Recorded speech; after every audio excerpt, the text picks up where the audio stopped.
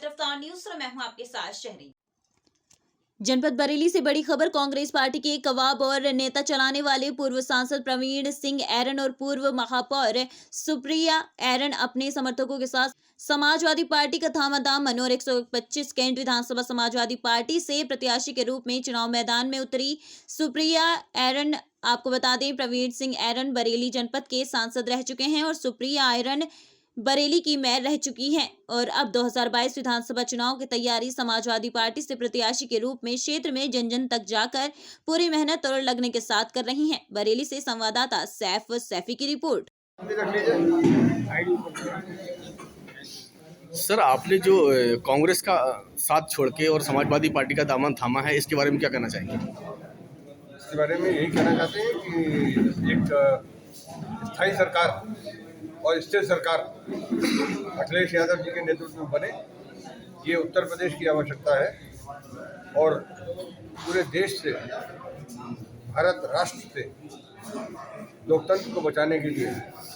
नौजवानों के भविष्य को बचाने के लिए पूंजीपतियों के हाथों से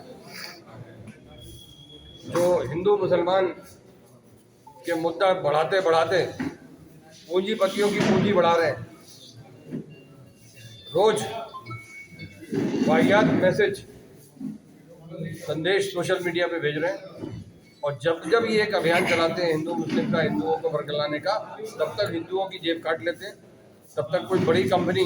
पूंजीपतियों के हाथों भेज दी जाती है और लोग उस पर चर्चा ना करें, लोगों को जानकारी ना जाए, लोगों का ध्यान बढ़ जाए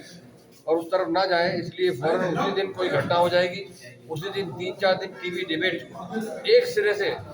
इन पूंजीपतियों के जो चैनल हैं वो एक सिरे से एक डिबेट ऐसी चलाते हैं जो उस चोरी से, जनता के गाड़ी कमाई से पैसे हुई जो संपत्ति बनाई गई थी, जो कारखाने बनाए गए थे, उनको भेज देते हैं ये लोग और बहुत बड़ा धोखा खेल रहे हैं। इस सबसे निजात पाने के लिए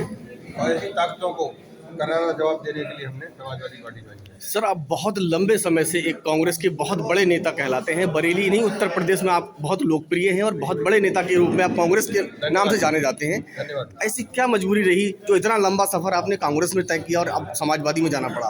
वैसे मैं बता दूं कि समाजवादी पार्टी की स्थापना के समय से उस पहली प्रेस वार्ता में मैं शामिल था। समाजवादी पार्टी की जो गठन हुआ था आदरणीय मुलायम सिंह यादव जी द्वारा, उनके नेतृत्व में गठन हुआ था, समाजवादी सोच के जिन नेताओं ने किया था, उस समय मुझे गर्व है, विनम्रता के साथ गर्व है कि मैं उस घोषणा के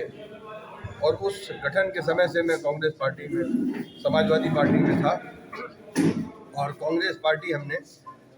1988 में छोड़ी थी, जब हमने जनता दल में शामिल हुए थे, तब भी पूंजीवादी ताकतों के खिलाफ और आज फिर एक बार पूंजीवादी ताकतें सर उठा रही हैं, तो इसलिए समय का तकाजा है कि हम जो सोशलिस्ट विचार पार्टियों को छोड़ के समाजवादी पार्टी का दामन थाम रहे हैं। क्या लगता है कि समाजवादी पार्टी की लहर है इसलिए थाम रहे हैं या कोई और वजह है? अलग अलग व्यक्ति की अलग अलग वजह हो सकती है और मुझे पूरा भरोसा है कि जो लोग आ रहे हैं वो इसी निष्ठा के साथ और इसी मिशन को लेके आ रहे हैं कि अखिलेश यादव जी को, माननीय अखिलेश यादव जी को उत्तर प्रदेश का मुख्यमंत्री फिर से बनाया जाए और मुख्यमंत्री बनाने के लिए नहीं, लोकतंत्र को बचाने के लिए और प्रदेश को आगे ले जाने के लिए एक आधुनिक सोच के साथ नौजवानों के सपनों का और हमारे आज़ादी के जो सिपाही थे उनका और राम मनोहर लोहिया जी के सिद्धांतों पे चलते हुए की जनता, शहर की जनता आपके साथ कांग्रेस के नाम से जुड़ी हुई है। अब आप समाजवादी पार्टी में आ रहे हैं, क्या लगता है जो जनता आपसे जुड़ी हुई है कांग्रेस के नाम से, वो उनको आप समझाने में कामयाब हो जाएंगे, अपने साथ जोड़ने में कामयाब हो जाएंगे? जो जनता है वो मुद्दों से जुड़ी हुई है और जिन मुद्दों को लेके हम आगे चलते रहे हैं छात्र जीवन से राजनीति में, उन वजहों से जनता हमारे साथ थी और है। और कुछ पदाधिकारियों की बात छोड़ दें, हम ये कतई नहीं चाहते कि कांग्रेस समाप्त हो जाए। ये भाजपा का एजेंडा हो सकता है कांग्रेस को हमारा एजेंडा नहीं, लेकिन बहुत बड़ी संख्या में लोग हमारे साथ आएंगे और सुप्रिया जी का जो व्यक्तित्व है और समाजवादी पार्टी का जो कृतित्व है उसके हिसाब से लोग सुप्रिया को जो है वो बहुत भारी बहुमत से जिताएंगे। अब आज से आपकी किस तरह से तैयारी चल रही, नई तैयारी, नया जनादेश, नया संदेश किस तरह से चल रहा है? हमारा जो तैयारी हमारी जो चल रही थी वो चल रही थी लोकतंत्र को बचाने के लिए। हमारी तैयारी जो चल रही थी अधिनायकवाद को समाप्त करने के लिए। हमारी तैयारी चल रही थी इस तरह से कि ऐसी ताकतों को सच्चाई दिखाई जाए, ऐसे लोगों को, जनता को सच्चाई दिखाई जाए। ये लोग व्हाट्सएप पर, सोशल मीडिया पर हिंदू मुसलमान के बीच में खाई और साथ ही साथ